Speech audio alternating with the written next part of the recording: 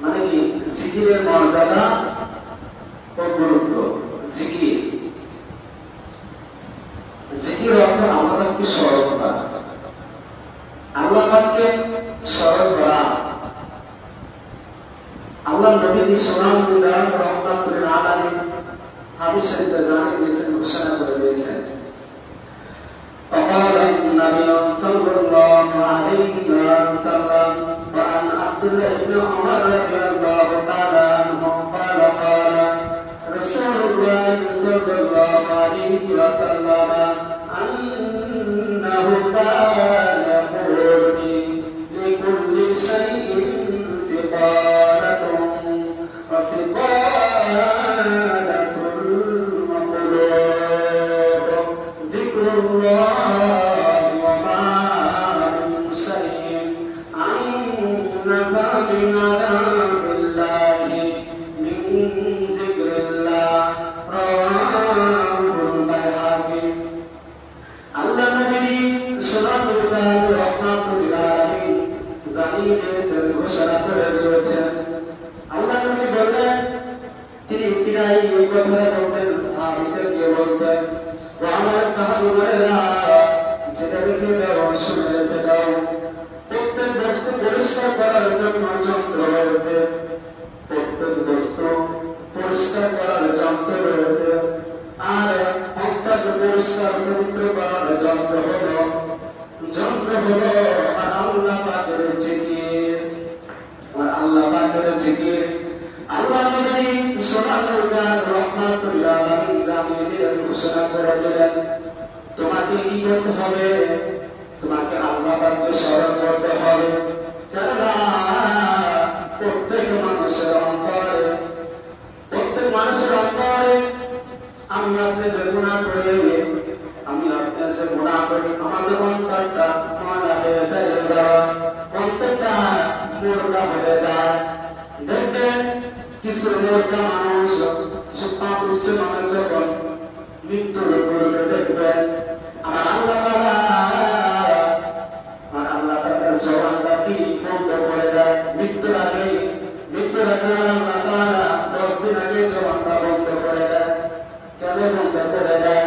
আল্লাহ নবী সাল্লাল্লাহু আলাইহি জানিয়ে দিলেন, ঘোষণা করে দিলেন, যখন তার অন্তরটা ময়লা হয়ে যায়, সে আল্লাহ পাককে স্মরণ করে না, আল্লাহ পাকের জিকির করে না। আমার আল্লাহ তাআলা অন্তরটা কি ময়লা করে দেয়, মানে মোটা হয়ে যায়। আল্লাহ নবী বলেন, তাহলে তোমাকে কি করতে হবে? তোমাকে আল্লাহ পাকের জিকির করতে হবে, আমার আল্লাহ পাকের জিকির করতে হবে। কেননা অন্তরটা পরিষ্কার করার জন্য অন্য কিছু তোমাকে করতে হবে না, একমাত্র পরিষ্কার করার জন্য একমাত্র আমার আল্লাহ পাকে জিকির করতে হবে। জোরে বলুন সুবহানাল্লাহ, একটু জোরে বলুন সুবহানাল্লাহ। আল্লাহ নবী সাল্লাল্লাহু আলাইহি বললেন, প্রত্যেক মানুষের বান্ধব দুই আঙ্গুলের কিতাব পাওয়া রয়েছে, কিতাব পাওয়া রয়েছে। আল্লাহ নবী বললেন, সকাল সন্ধ্যা তোমরা আল্লাহ পাকের জিকির করো, আল্লাহ পাকের জিকির করো। কেননা যখন মুয়াজ্জিন যখন আযান দেয়, হাইয়া আলাস সালাহ, হাইয়া আলাস সালাহ, হাইয়া আলাল ফালাহ, হাইয়া আলাল ফালাহ, তোমার দিকে আসো, কল্যাণের দিকে আসো। জিকির বলতে আল্লাহ পাককে স্মরণ করা। আমি আপনি যখন মসজিদে যখন আযান দেয়, আমি আপনি আড্ডায় ব্যস্ত থাকি, কামে ব্যস্ত থাকি, আমি আপনি নামাজ পড়ি না, আল্লাহ পাককে স্মরণ করি না,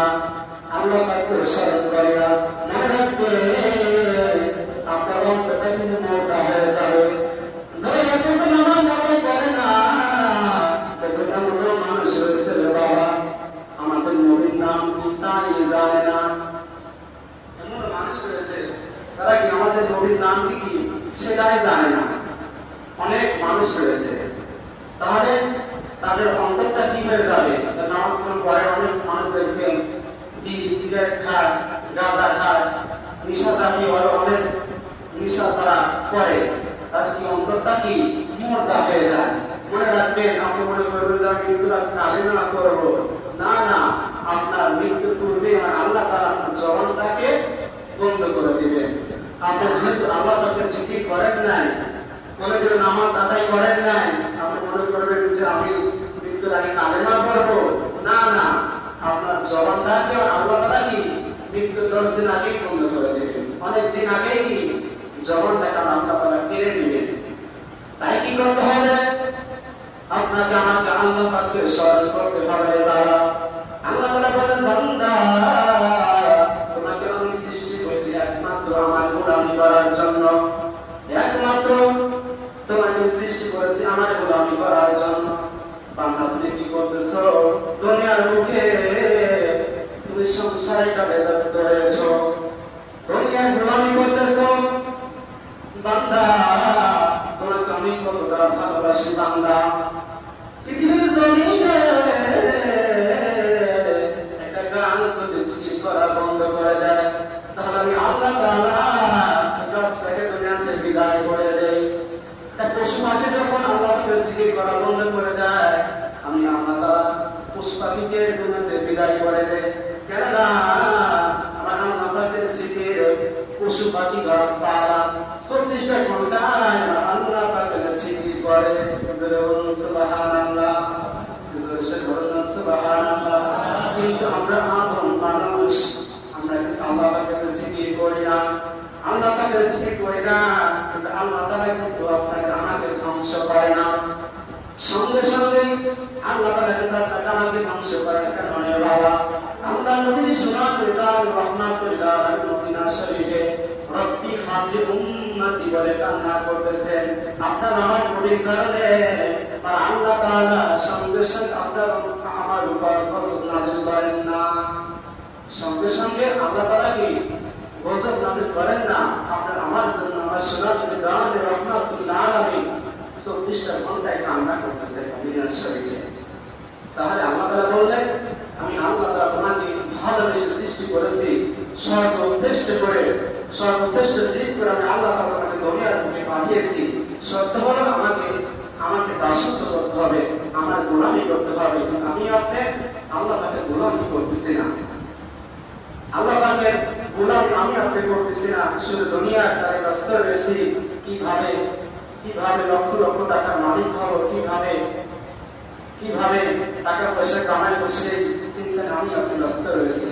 কিন্তু টাকা পয়সা কামাই অবশ্যই করতে হবে, দুনিয়ায় চলতে গেলে টাকা পয়সা দরকার রয়েছে, কিন্তু আপনাকে প্রথমে আল্লাহ তাকে গোলামি করতে হবে। আল্লাহ নবী সুবহানাল্লাহ রহমাতুল আলাইহি বললেন, যখন ফজরের আযান হয় তুমি দিনটা শুরু করো, ভালো দিয়ে শুরু করো। মুয়াজ্জিন যখন ফজরের আযান দেয় তুমি বড় ফজর নামাজ আদায় করো। ফজরের নামাজ আদায় করে তুমি জমিনে নেমে পড়ো, তাহলে কি হবে? আল্লাহ নবী বললেন, ফজর থেকে জোহর আগ পর্যন্ত আপনি কাজ করবেন। এই কাজ করাটা ইবাদত বন্দেগী হবে, আবার জোহর থেকে আপনি আসর পর্যন্ত কাজ করবেন, জোহরের নামাজ আদায় করে কাজ করবেন। এই কাজ করাটা ইবাদত হবে। আপনি আসর থেকে মাগরিব পর্যন্ত কাজ করবেন, নামাজ আদায় করে এই কাজ করাটা ইবাদত বন্দেগী হবে। শুধু তাই না, মাগরিব থেকে ইশা পর্যন্ত আপনি নামাজ আদায় করে চলাফেরা করবেন। আল্লাহ নবী বললেন, আপনার সগীরা গুনাহ হয়ে যায়, কবিরা গুনাহ হয়ে যায়। যখন আপনি নামাজ আদায় করেন, আল্লাহ তাআলা কবিরা গুনাহ আল্লাহ তাআলা মাফ করে দেয়। সুবহানাল্লাহ। শুধু তাই না, আপনি ইশার নামাজ আদায় করে যখন আপনি ঘুমিয়ে যাবেন, সারা ফেরেশতারা আপনার উপর রহমত বর্ষিত করবে। সুবহানাল্লাহ। আর আপনাকে আমাকে নামাজ আদায় করতে হবে, আল্লাহ তাআলার জিকির করতে হবে, আল্লাহ পাকের স্মরণ করা হবে। বাবা, আল্লাহ পাকের স্মরণ করতে হবে।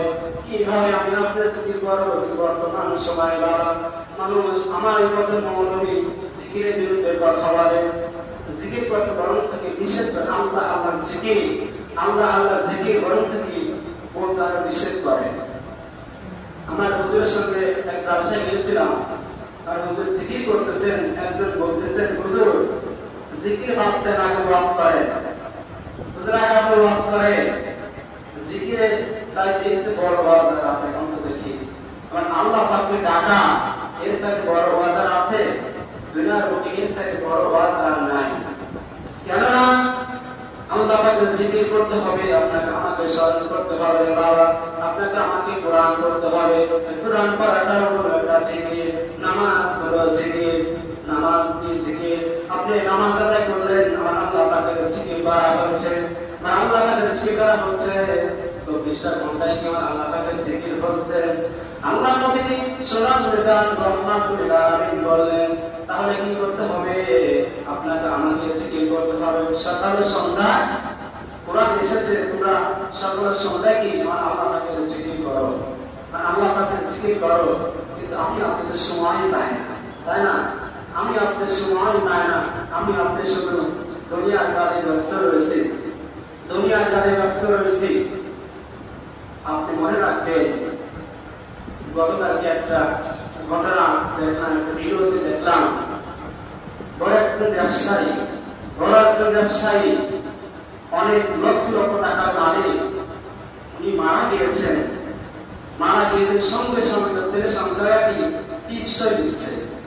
টিপসই দিচ্ছে উনি যে মারা গিয়েছে কান্না করতে হবে আমার বাবা মারা গিয়েছে আমাকে কান্না করতে হবে মাটি দিতে হবে তার সেই চিন্তা নাই আগে কি টিপসই দিচ্ছে তারপরে মাটি হবে আর মনে রাখেন আপনি লক্ষ লক্ষ টাকার মালিক হচ্ছেন দুনিয়ার কাজে ব্যস্ত রয়েছেন আপনি আল্লাহ পাককে ভুলে গিয়েছেন দুনিয়াবি মুখী হয়ে নবীকে ভুলে গিয়েছি আপনি আল্লাহকে ভুলে গিয়েছি মনে রাখবেন আপনি যখন মারা যাবেন সঙ্গে সঙ্গে আপনার সমস্ত সম্পদগুলো ছেলে সন্তানরা ভাগ করে দেবে আপনার চিন্তা করবেই না বর্তমানে সময় এসেছে যে মারা যান তার চিন্তা করে না ওই যে মাটি দিয়ে আসে কবরে মাটি দিয়ে আসে আর কবরে আর যায় না কবরে জিয়ারত করে না আপনার পেটে মাটি দিয়ে আসে যে মরে সেই যায় সেই বোঝে কবরে কি যন্ত্রণা কি কঠিন আল্লাহ নবী সাল্লাল্লাহু আলাইহি বললেন মৃত্যুর যন্ত্রণা কত কঠিন রে বাবা আজরাইল আলাইহিস সালাম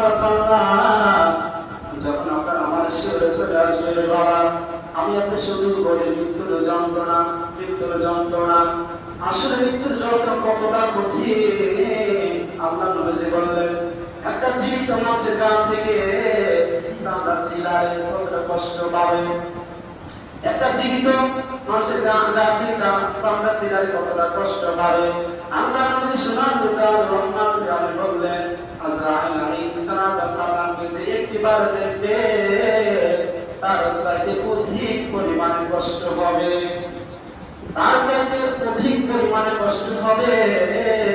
আল্লাহ নবী বলেন মৃত্যুর যন্ত্রণা কতটা কঠিন রে বাবা মৃত্যু যখন কোন ব্যক্তি মৃত্যুবরণ করবে তার আত্মহত্যা দেখবে একটা পাপিষ্ঠ ব্যক্তি মৃত্যুবরণ করে কিভাবে মৃত্যুবরণ করে রে বাবা মানুষ কিসব টাইটা করে ফেলে কত কষ্ট করে বাবা মৃত্যুবরণ করে দেখবে তার মুখগুলো শুকিয়ে যায় হাত পা গুলো শুকিয়ে যায় শুধু পানির পিপাসা দেখবেন আমাদের জিহ্বা সবসময় ভিজা থাকে কিন্তু একটা পাপিষ্ঠ ব্যক্তির মৃত্যু দেখবে তার জিহ্বা এত শুকনো হয়ে গিয়েছে